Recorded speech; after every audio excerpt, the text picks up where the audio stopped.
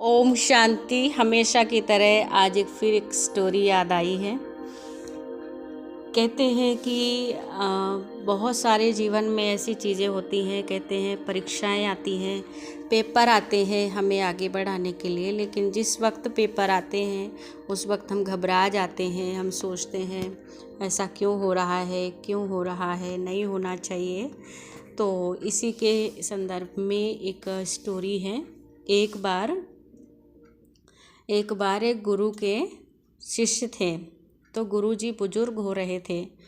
तो उन्होंने सोचा कि हम बुज़ुर्ग हो रहे हैं और हमारी गद्दी का कोई वारिस नहीं है, और इतने सारे शिष्य हैं, तो इनको हम कैसे गद्दी दें। ऐसे देंगे तो सभी बोलेंगे कि हमें नहीं दी। तो उन्होंने परीक्षा ली और उन्होंने सारे शिष्यों को बुला करके कि अभी आप ऐसा करो, अभी आप यहाँ से घड़े ले करके जाओ और सभी घड़ों में पानी भर के लाना है। और सबको जब पानी भर करके वापस आएंगे तो आप सबको हंटर, यानी जो हंटर होते हैं ना, कहते हैं आप सबको 100 हंटर पड़ेंगे। तो शिष्य सभी कहने लगे कि ये कैसी बात है, एक तो पानी भर के लाएंगे, दूसरा हंटर पड़ेंगे। तो घड़ा तो लेकर के सारे चल दिए, लेकिन रास्ते में चलते चलते कईयों ने सोचा कि यहाँ से जा रहे हैं, पानी ले जाएंगे, सब कुछ ले जाएंगे, इतनी सेवा करते हैं, लेकिन इसके बाद मार पड़ेगी। तो कई तो आधे से ज़्यादा तो छोड़ करके रास्ते से ही और अपने अपने घर को चले गए। कुछ गए, उन्होंने पानी भरा और वो सोच रहे थे। फिर रास्ते में सोचते सोचते धीरे धीरे कम होते होते 2 बचे। 2 भर के आ रहे थे, सारे भाग गए, चले गए। तो 2 आ रहे थे, तो 2 में से भी एक बोलता है कि अब बाकी तो सारे चले गए हैं। क्योंकि ऐसा होता है ना कि जब साथ में सबकी मार पड़ती है तो अपना दर्द थोड़ा कम होता है।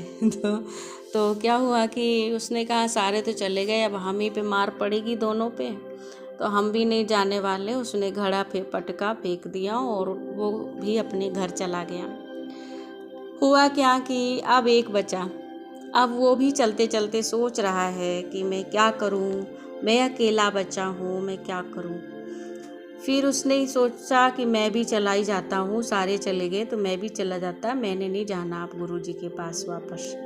तो उसने जैसे ही घड़े को सर से उठाया और उसने पटकने की सोचा कि पटक के फोड़ फाड़ के और पानी गिरा गुरु के घर चलते हैं। तो जैसे ही उसने घड़े को ऊपर से उठाया और पटकने के लिए हाथ में नीचे किया हाथ, वैसे ही एक आवाज़ आई, और आवाज़ ये आई कि रुक, बनकर बिगड़ मत। ये आवाज़ आई कि रुक, बनकर बिगड़ मत। तो वो सोचने लगा क्या है। फिर उस घड़े से फिर कहते कि उस आवाज़ आई, कहते देख, आज मैं किसी की प्यास बुझाने जा रहा हूँ। उसके पहले मैं क्या था, मैं एक मिट्टी था, तालाब में पड़ा हुआ मिट्टी था। फिर मेरे को वहाँ से लाया गया, फिर मेरे को कुचला गया, पानी डाला गया, उसके बाद मेरा आकार दिया गया, मेरे को घुमाया गया, उसके बाद भी नहीं, मेरे को फिर से उसमें पटकनी लगाई गई, बराबर किया गया, डिज़ाइन बनाई गई, उसके बाद मेरे को आग में तपाया गया। और इतना सब सहन करने के बाद आज मैं किसी की प्यास बुझाने जा रहा हूँ, तो आज बना करके और बिगाड़ रहा है मुझे। तो कहते हैं रुक, बनकर बिगड़ मत। इसी तरह से फिर उसने सोचा कि वास्तव में बात तो सच है और बात मेरे ऊपर भी लागू हो रही है कि हमने गुरुजी की इतनी सेवा की है, सब कुछ किया है, और सारी सेवा करने के बाद अगर ये लास्ट के टाइम हम जा रहे हैं, गुरुजी ने पानी मंगाया है, तो कोई बात नहीं। उसने सोच लिया कोई बात नहीं, अब हम गुरुजी के पास जाएंगे, चाहे हमारी मार पड़े, चाहे कुछ भी हो, हम गुरुजी के पास जाएंगे। और वो गुरुजी के पास फिर वो ऐसे ही सोचते सोचते गया कि मुझे बन करके बिगड़ना नहीं है। और वो गुरुजी के पास जैसे ही पहुंचा, चला गया, मन उसका चेंज हो गया, पॉजिटिव हो गया। और वो गुरुजी के पास जब गया तो गुरुजी ने पूछा कि बाकी सब कहाँ गए। तो बोलता है बाकी सब तो चले गए, क्योंकि वो डर के मारे चले गए कि मेरे को हंटर पड़ेंगे, तो मैंने नहीं जाना, मार खानी थोड़ी है। तो उन्होंने गुरुजी ने पूछा फिर तुम कैसे आ गए।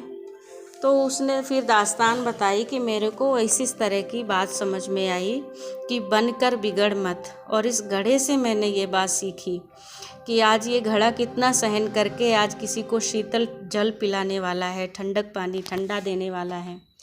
तो इसीलिए मैंने भी सोचा कि मैं कितना बन गया हूँ, लास्ट टाइम मुझे बिगड़ना नहीं है, मुझे गुरुजी को पानी पिलाना है। इसीलिए मैंने मन बनाया। और उसने ये भी बताया कि मैं भी भागने वाला था, तब जाकर जब मैंने मन बनाया था उसके बाद घड़े से मेरे को सीख मिली है। तो गुरुजी ने कहा वाह शाबाश। गुरुजी ने पीठ थापी और गुरुजी समझ गए यही शिष्य हमारा है जो हमारी गद्दी का हकदार है, यही हकदार है। तो कोड़े किसको लगाने थे, हंटर किसको लगाने थे, किसी को नहीं, लेकिन ये गुरुजी की परीक्षा थी। और उन्होंने यही सोचा कि इस परीक्षा में जो पास हो जाएगा बस वही गद्दी का अधिकारी होगा। तो वही परीक्षा में वो शिष्य इनका पास हुआ और उसका गुरुजी की जो गद्दी थी वो उसको मिल गई, उसका सम्मान किया, उसको गद्दी दे दी गई। तो कहने का मतलब है कि जीवन में कहानी का सार है कि जीवन में बहुत सारे प्रॉब्लम्स आते हैं, बहुत सारी परिस्थितियाँ आती हैं, बहुत सारे लोग ऐसे आते हैं कि हमें हमारे जीवन रूपी नाव को तहस नहस कर देंगे, डवाडोल कर देंगे, मन बुद्धि को हलचल में लाएंगे, हमें सत्य की राह से भटकाने की कोशिश करेंगे। लेकिन हमें यही सोचना है मुझे बनकर बिगड़ना नहीं है। कई बार ऐसा होता है हमें सफलता मिलती रह जाती है, लगता है अभी चढ़ गए, उसके बाद फिर ऐसा लगता है कि हम बस गए, तब तक कोई आकर के पीछे से नीचे से टांग खींच देता है। तो इसीलिए कुछ भी हो जाए आगे बढ़ना है। सक्सेस तभी मिलेगी, सफलता तभी मिलेगी जब हम लगे रहेंगे और किसी के भी कहने में नहीं आएंगे और अपने मन की पॉजिटिव सोच रखेंगे, विवेक को जागृत रखेंगे, तो हम बनकर बिगड़ेंगे नहीं, बनकर और भी ज़्यादा अच्छे बनेंगे, हमारा अच्छा भविष्य होगा, अच्छा सब कुछ अच्छा होगा। तो इसीलिए ये याद रखना है, रुक बनकर बिगड़ मत। ओम शांति।